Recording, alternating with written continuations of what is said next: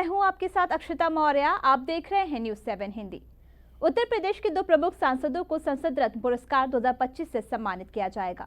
फूलपुर से भारतीय जनता पार्टी के सांसद प्रवीण पटेल और गोरखपुर से सांसद व लोकप्रिय अभिनेता रवि किशन को सम्मानित किया जाएगा। वहीं इस वर्ष के संसद रत्न पुरस्कार के लिए चुना गया है। ये पुरस्कार उन्हें संसद में उनकी सक्रिय भागीदारी, प्रभावशाली बहस, उत्कृष्ट प्रश्न पूछने, विधायी कार्यों में योगदान और नियमित उपस्थिति के लिए प्रदान किया जाएगा। संसद रत्न पुरस्कार की शुरुआत 2010 में स्वर्गीय राष्ट्रपति एपीजे अब्दुल कलाम की प्रेरणा से हुई थी। ये पुरस्कार हर वर्ष उन सांसदों को दिया जाता है जिन्होंने लोकसभा और राज्यसभा में उल्लेखनीय प्रदर्शन किया हो। इसका उद्देश्य संसदीय लोकतंत्र को मजबूत बनाना और सांसदों को जनहित में और अधिक जिम्मेदारी से कार्य करने के लिए प्रेरित करना है। इस वर्ष कुल 17 सांसदों और 2 संसदीय समितियों को संसद रत्न पुरस्कार 2025 से नवाजा जाएगा। पुरस्कार समारोह जुलाई 2025 के अंतिम सप्ताह में नई दिल्ली में आयोजित किया जाएगा, जिसमें विभिन्न क्षेत्रों के प्रतिष्ठित हस्तियां, सांसद और पूर्व सांसद उपस्थित रहेंगे। इस खबर पर अधिक जानकारी के लिए न्यूज़ 7 हिंदी के एडिटर अनूप दुबे हमारे साथ जुड़ गए हैं। अनूप, यूपी के 2 सांसदों प्रवीण पटेल और रवि किशन को संसद रत्न पुरस्कार 2025 से सम्मानित किया जा रहा है। ये देश के लिए गौरव की बात है, इस पे आप क्या कहना चाहेंगे?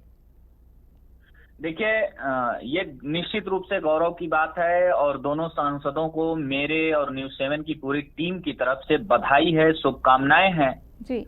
और उनके और उज्जवल भविष्य के, उज्जवल कार्यकाल की हम उम्मीद करते हैं और उज्जवल कार्यकाल की भी बधाई देते हैं।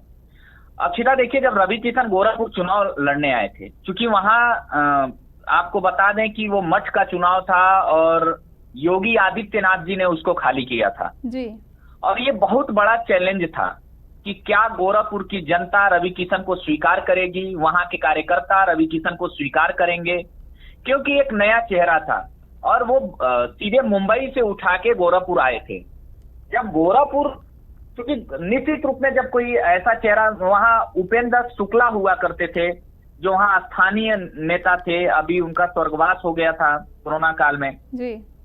उपेंद्र दत्त शुक्ला का एक अपना वहां पैठ था कार्यकर्ताओं में, जनता में। तो लोगों को लगा कि जब महाराज जी मतलब जब जो इस समय उत्तर प्रदेश के यशस्वी मुख्यमंत्री हैं, जब वो जगह खाली कर रहे थे तो पूरी उम्मीद थी कि उपेंद्र दत्त शुक्ला चुनाव लड़ेंगे। हालांकि उन्होंने उपचुनाव लड़े, उनको कुछ वोटों से वहां हार का सामना करना पड़ा और इस समय वो भाजपा में है, पर वो सपा से चुनाव लड़े। परवीन निषाद वहां सांसद हुए उपचुनाव में जी। उसके बाद रवि किशन आते हैं और रवि किशन जब चुनाव लड़ते हैं तो कहीं न कहीं कभी किसी को ऐसा नहीं लगा कि रवि किशन ये चुनाव, क्योंकि आते ही वो उपेंद्र शुक्ला के वहां गए थे और उसके बाद उन कार्यकर्ताओं से मिलने का प्रयास किए और जमीनी नेताओं से मिलने का प्रयास करे, जमीनी कार्यकर्ताओं से मिलने का प्रयास किए और अपने आप को तुरंत गोरखपुर के माहौल में उन्होंने ढाल लिया और उस गोरखपुर और मामखोर के रिश्ते को बहुत प्रगढ़ रखा रवि किशन ने।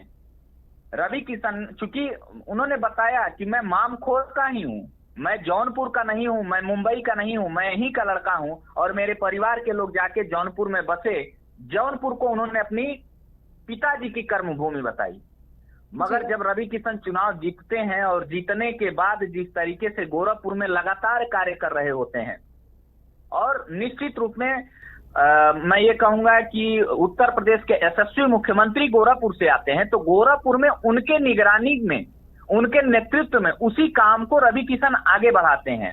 तो आप विश्वास मानो, उस काम को जब आगे बढ़ाते हैं तो एक एक सवाल जो उनके दिमाग में विकास कार्यों को लेकर गूंज रहा होता है, सदन में भी अपने आवाज से सदन को गुंजयमान करते हैं जी। तो निश्चित रूप में ये एक बड़ी उपलब्धि है कि, और गोरखपुर शहरवासियों के लिए भी ये उपलब्धि है, हम पूर्वांचल के रहने वाले हैं, हम सब के लिए एक उपलब्धि है कि एक किसान का, एक गरीब का बेटा जाके पहले परचम लहराता है बॉलीवुड में, भोजपुरी में, उसके बाद जब वो चुनाव जीतता है तो लोकसभा में आकर वो अपना परचम लहराता है।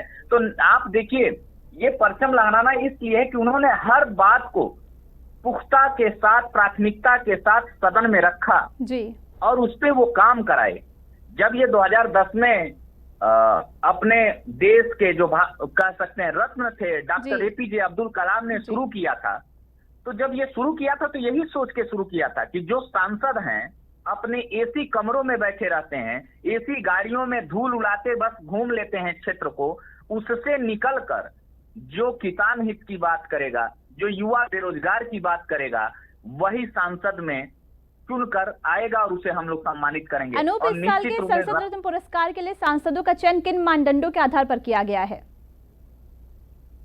कार्य के मापदंड होते हैं कि आप जी। कितना बेहतर अपने क्षेत्र में काम कर रहे हो और आपकी उपस्थिति कितना है सदन में। जब सदन चल रहा होता है तो बहुत सारे सांसद अनुपस्थित होते हैं, उसमें सबसे ज्यादा उपस्थिति और सवाल दोनों अनिवार्य होते हैं जी। तो ये कार्य और क्षेत्र से भी राय लिया जाता है।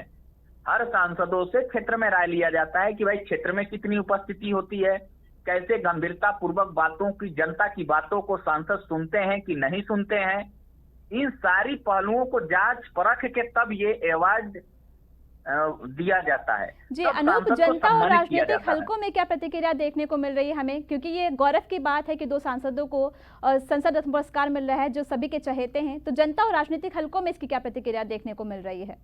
देखिए, मैंने खुद भी रवि किशन जी को बधाई दिया है, व्यक्तिगत फोन पे मैंने उनको बधाई दिया है और मुझे लगता है कि कल से उनके पास बधाई के तांता लगे हुए हैं। जनता में भी उत्साह है, उनके समर्थकों में भी उत्साह है और मेरे व्यक्तिगत बड़े अच्छे संबंध हैं आदरणीय रवि किशन जी से। तो मुझे जो लगता है कि उनको भोजपुरी इंडस्ट्री में महादेव कहा जाता है, तो निश्चित रूप में वो अपनी जनता के लिए भी महादेव बन के उभरे हैं। अक्षिता जी, हमारे साथ जानकारी साझा करने के लिए आपका बहुत बहुत धन्यवाद अनूप। जैसा कि अनूप ने बताया कि फूलपुर से भारतीय जनता पार्टी के सांसद प्रवीण पटेल और गोरखपुर से सांसद व लोकप्रिय अभिनेता रवि किशन को इस वर्ष के संसद रत्न पुरस्कार के लिए चुना गया है और ये सभी के लिए गौरव की बात है। ऐसी ही तमाम अपडेट्स के लिए देखते रहिए न्यूज़ 7 हिंदी।